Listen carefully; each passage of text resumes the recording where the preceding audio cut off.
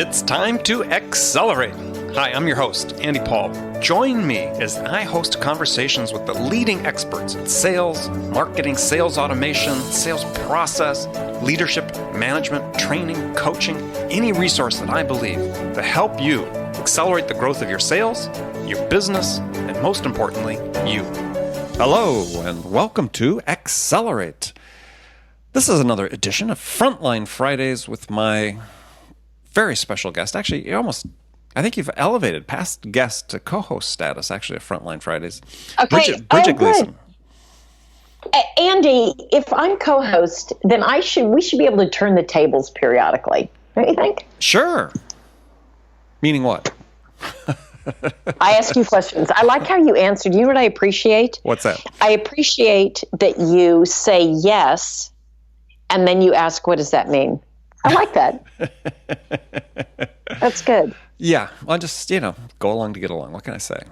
Yeah, go along to get along. Go along to get along. So I thought we'd talk today about, we're at the end of January, and 1 month of the year has gone by already. And it's a good time for a check-in. If you're a sales manager, this is a good time. A little bit of a gut check, actually, time. So, in some cases we see sometimes a little panic setting in. And so where do you like to be, sort of like after the first month of the year? I mean, how do you like to be positioned? Okay, well, first of all, the panic should come much earlier than now. So the panic should happen a month ago. So for me, I like to get all the panic out of the way at the end of the year. And then the end of the year, here's what I always tell reps, Andy, and you can tell me if this was consistent with your experience and advice, is as you get closer and closer for those companies that end their fiscal year also in December. Reps have, as the weeks go on, fewer and fewer deals they're closing. So, the last 2 weeks of the quarter, I would always get, or the end of the year, I would get reps that are saying, I don't have anything else that I think is going to close this quarter. I've brought them all in. I'm done. Mm-hmm. Perfect. Because that's when they should be building. I love hearing that in some ways, especially if we're where we need to be, because then you start building. The building really should start towards the end of the previous quarter. So at the end of January, I like to be well on my way to kind of where I need to be for the quarter. So that's sort of the short term. And then as a VP of sales, I need to have the structure and the outline and the skeleton of what the year's going to look like. Territories and hiring and ramping and sort of all of that really pretty well. I like to have that pretty well set so that I can be focused for the next 11 months. Time goes so quickly. And I really like to have everything set up pretty well by the end of January. Well, I agree on that. One of the issues, though, that I see with companies and managers is a problem is they get toward the end of the year in December, think about last month, maybe some people just didn't perform, the team didn't perform as well as they should have. And a lot of times you see managers sort of say, well, they sit down and talk with the rep, and the rep's saying like, next year, different story, it could be better. And instead of making the hard decision about who are the keepers and who are not keepers, they sort of let them roll over to the next year and sort of start the whole thing over again. And so for me, it's not been uncommon to work with a company and get to the end of January. And it's like somebody sort of regretting the fact they hadn't made decisions back in December they should have made. Yeah, I think that's a little bit of a hard one. Just because sometimes at the end of the year, you're really trying to you're so focused. Like I think about myself as you're talking about that. I'm so singularly focused, more so than other quarters, because it's the end of our year of making sure it's a good year. Mm-hmm. I put off those personnel issues. I don't always. In fact, I've made lots and lots of hard decisions the last month of the quarter, last month of the year. But some of them do slip through just because I'm focused in other areas. But my strong recommendation is if these hard changes aren't made at the end of the year, then as early as you can make them, you want to make them. You don't want to, you want to make sure you're going into the year with the team that you want to be in the boat with you for the year. And if you know somebody really isn't that person, I think it's kinder for everyone all the way around to have that difficult conversation. Yeah, and that conversation really needs to be had back in October, November. Because you're going to know. You're going to know at that point whether the year's going to turn out well. And so as part of what I recommend is, to avoid finding yourself in that situation where you, again, slight unease, maybe a little bit of panic setting in, you get to end of January, you're looking at your team and thinking, yeah, this isn't really the optimal team composition. Yeah, don't put yourself in that position. If you have those conversations back in end of October, early November, end of the year is pretty clear what's going to happen in most cases, right? I mean, there are instances where perhaps things change, but you pretty much are going to have a track record for the rest of the year, from the beginning part of the year up to that point, maybe even a prior year. Yeah, don't repeat those mistakes. I couldn't agree more with that. Yeah, you don't want to repeat the mistakes. Also in sales, we have the benefit of numbers and all kinds of data where you can identify if something's not working. It's so clear cut if we look at the data, or it can be very clear cut. Mm-hmm. And the other thing I think is, someone was talking, maybe this was last year at a conference, about feedback and millennials. And I think it's true for everybody, but millennials in particular. They're not looking for feedback every year or every 6 months or every quarter. They're looking for ongoing feedback. And I think if you get in the habit of providing ongoing feedback, like you said, in October, November, if you've been having those conversations all along, this isn't working, and you make that clear, then the difficult conversation, the final conversation, isn't actually as difficult because you've been having that conversation. Right. Yeah, and I mean, to their credit, for millennials, is they're just they're expecting what we would have expected if we had spoken up in our generation, right? But we were too cowed by managers to do that, so we accepted the fact we were only getting feedback once a year. I mean, in terms of formal feedback and appraisal, I mean, we got coaching more frequently, but yeah, it absolutely makes sense. This is what you should be doing as a coach: is you should be engaged on an ongoing basis, and it shouldn't come as a surprise to people. Right. Shouldn't come as a surprise. Sometimes it does, but if we're doing our job as managers, it should not come as a surprise. Yeah. So the other thing, to the point you had made earlier, that I want to see in January is I want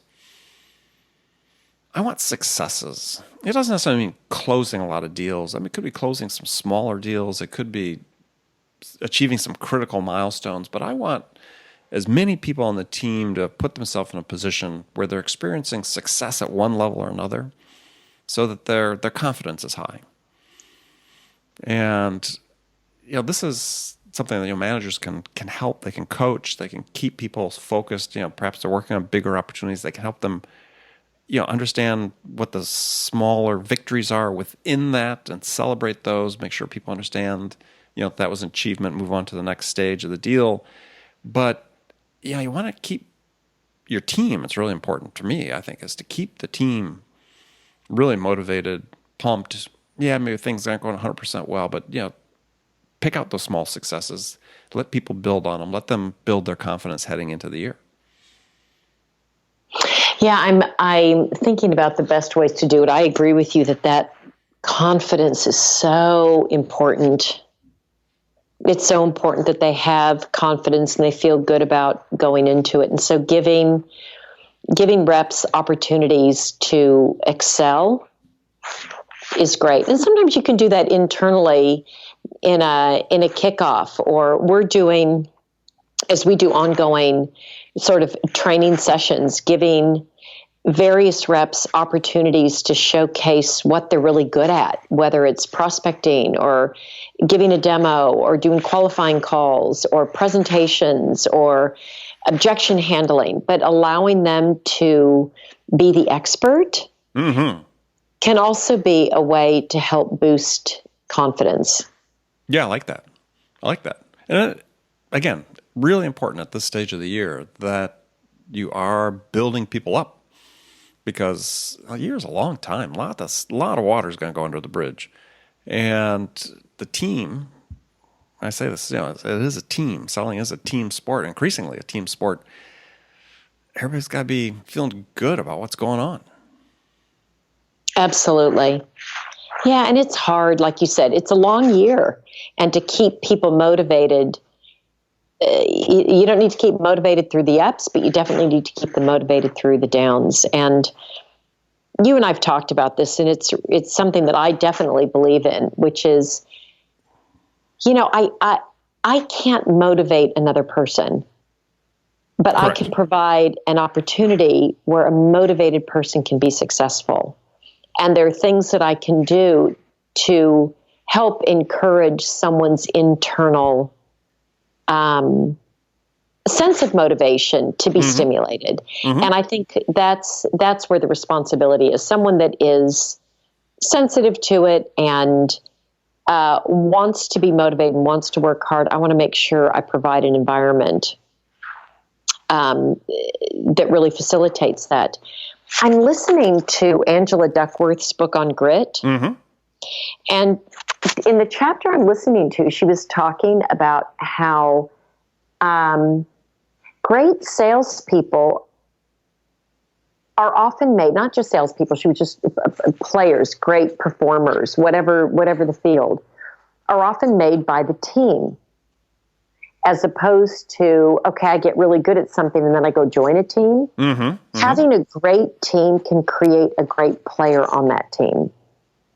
And it sort of speaks to me to the point that you're making about creating this environment. And we can all help each other get better. I want to have a great team and a place where people get better because they're on this team. Exactly. And a lot of that comes from, in my belief, is from you have more people to be accountable to when you're on a team. And I don't mean accountable in the sense that, people are checking a list to see whether you did something. It's in the sense of, hey, we're all in this together and I don't want to let them down. Yeah. And I think that is something that is a powerful spur for people to improve and to get better, because they're wanting to, please just not their boss, but they're not wanting to let down their teammates. Because, complex sale, lots of people have a role to play. And you want to play your role to the max because you want to see the team succeed. And you want people to think that, you're a valuable player on the team, and maybe when they there's another team made either at this company or somebody goes to another company, we know how careers work is, they'll bring me along to that great new opportunity. And that they're people I want to work with again. Because working with them, made me better, and I made them better. And to strongly identify with that team and that culture and that company. And like you said, that, I really care about the other people, and it's important to me that I'm a contributor. Right. Yeah, I think that the motivation part and developing motivation, at least in my mind, people have to come up with motivation themselves. But one of the things that I think they find motivating is, especially in the team environment, not letting others down.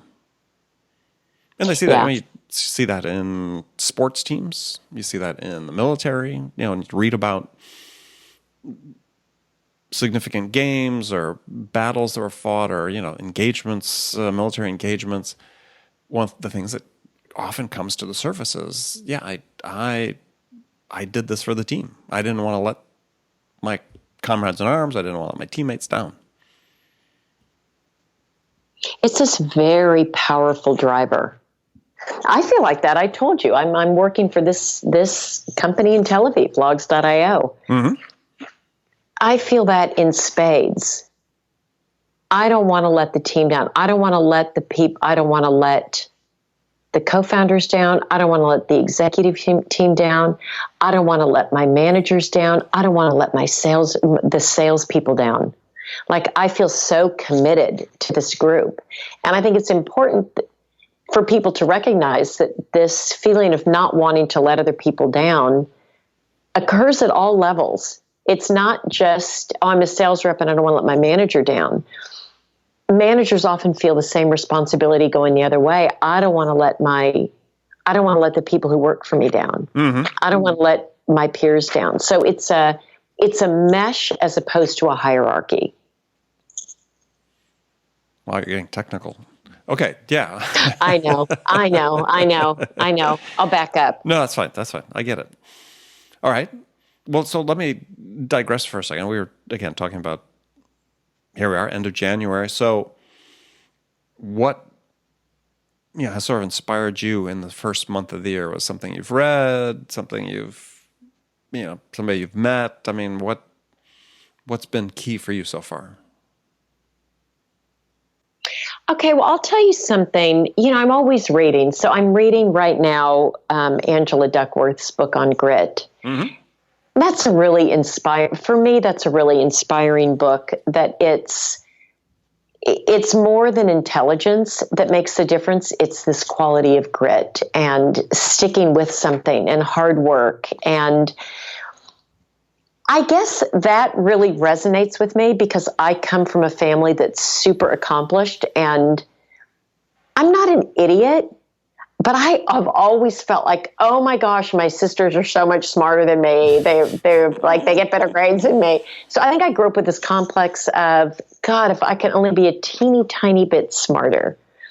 And just recognizing that it's not a level playing field. Okay, so it's not a level playing field. Intelligence does matter, but we can do a lot to level it by our own persistence and hard work. And I just think that's a great message for everyone, that we can do a lot to control our own destiny. That really resonates with me and is very inspiring. In that book, Grit, yeah. Well, go ahead. I'm sorry. I was going to say the other thing that happened at the end of the year is one of my managers, and I'm not recommending this. So I'm not recommending this, but I was touched by it. Mm-hmm. I'm a relatively new VP there. At the company, I am new at the company, and she's a director. And end of the year, and we've got some big deals to close out. And she's a worker. This one, she's a worker. She's one I can count on all the time. She works morning, noon, and night. I mean, she's so dependable. She's an amazing, also sales person. She's really good in the deal. And I knew that she had not had a vacation in a while, and she was planning a trip, I think, to South Africa, where she's from. And I had asked her close to the end, maybe 2 weeks before the end of the year, I said, aren't you taking a vacation? I thought you were going to South Africa. And she never said anything to me. She never asked about it. She said, you know what? I just felt like I needed to be here, to close out the year. You're new. I just want to make sure you have that this is a good year. And so I'm going to do it at a different time. And I just was touched, Andy, there was no drama. There was no guilt, like, okay, I'm canceling my vacation. I'm going to bring it in for the team. Everybody look at me. Everybody look, see how I'm the martyr? She didn't say a word. She wouldn't have brought it up. And just I mean, to me, that's just, it's dedication with a capital D. Mm-hmm. She thought it was dumb with a capital D that she ended up doing that. We ended up having a great, like some deals closed before the trip was even going to happen. Right. But I guess the thing that was inspiring to me was just this lack of drama, a lack of heroism, a lack of I'm the martyr, look at me. It was just a quiet determination that she's going to do what's necessary to bring it in. And that does, like for me, when you talk about not wanting to let people down, boy, she's one I don't want to let down. Mm-hmm. Yeah, well, there is sacrifice required in many professions. I mean, sales is not, certainly not even at the top of the list, perhaps, but there are occasions, again, because it is, people do depend on you. There is a team aspect to what we do that I think is oftentimes overlooked. And that perhaps being one of them is that sometimes, little sacrifice is called for. Now, we've talked about in terms of people sacrificing some of their personal time to improve their skills, improve their craft. Read that book they might not have read or listened to, or listen to that podcast that they should be listening to, just to have something coming in their head every day that's new and different. So sacrifice is part of the game. Yeah, definitely. Definitely. And just the sacrifice with no martyrdom attached, I really appreciate, because I grew up in a family where there was a fair amount of martyrdom. So I like it when expressed martyrdom. Expressed martyrdom. There wasn't really. I mean, I had a good life. If only you knew what I was doing for you. Well, you're just telling me what you're doing for me. So exactly. So yeah, exactly. There was a fair amount of that. So it's an attitude that I'm very familiar with.